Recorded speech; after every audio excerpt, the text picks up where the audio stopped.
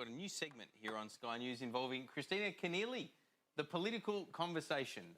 Well, back office right into my contract that I never have to do this on your side of the ledger. What is this all about, Kristina? It's my takeover of your show, Peter. I'm just going to slowly take as much time out of Newsday as I can. No, that's not what this is about. This is Facebook sharing with us here exclusively at Sky News what people are talking about on Facebook, what conversations they're having, who they're talking about. We don't really know the content, but we know exactly what they're talking about, who they're talking about. Let me just show you. So we don't know the content, but we know exactly what they're talking about. Well, we know who they're talking about and what issues they're talking about. Okay. What are the top issues? Who are the top candidates? So, for example... Is that a touch screen? It is a touch now screen. I want to be involved. Hang on, so... There is a reason, Peter Van Onselen, we have not let you into this studio. This is highly technical technology here. We can't just trust it with anyone. So let's go through it. Can you just pick me out an electorate? Let's grab, for example, the seat of Perth over in the great state of WA. What's going on in the seat of Perth? Well, in fact, if we want to go to Perth, we can get a whole look at Perth. What about the seat, though? Because I hear it's a smoky. Can't do that, Pete. We can't look just at the seat? No, I can't do that. So here we're going to talk...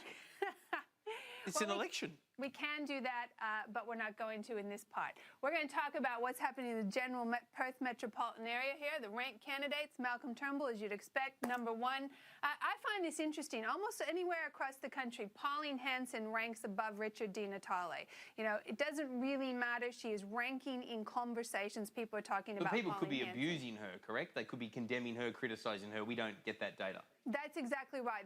We don't know the content of what they're saying, but it's just interesting. No matter where you look across the country, you almost see Pauline Hanson consistently outranking Richard Di Natale.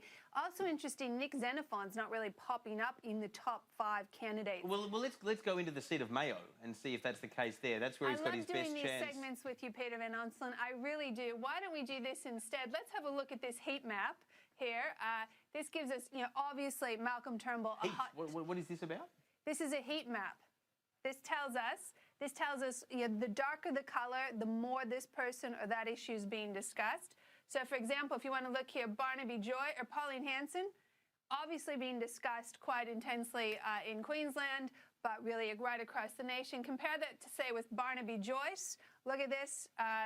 This is New England. Clearly is going to be discussed. So it does do electorates. Well, it does. Let's bring up the electorate of New England then. I can't search specifically for an electorate, Peter, in this context. So there you have it. You know that. I told you that before we went to air, and you're just being mischievous. So let's call that out for what it is. Bill Shorten again. Obviously, these are fairly obvious, the candidates. But what I think is interesting too is the issues that people are talking about. Accountability and governance. This is, of course, coming into play a bit, the discussion about Can we pick the issues on this, or do they pick the issues for us? Facebook actually collates the issues into general categories. The issues that they talk about fall into, accountability in governments, benefits and social issues, and then the economy, the budget. What about Medicare? Let's see whether that campaign's biting. Well, actually, that comes under a totalitarian, if you will, category of benefits and social issues, all the human services. So they really, that falls under a wide range of areas.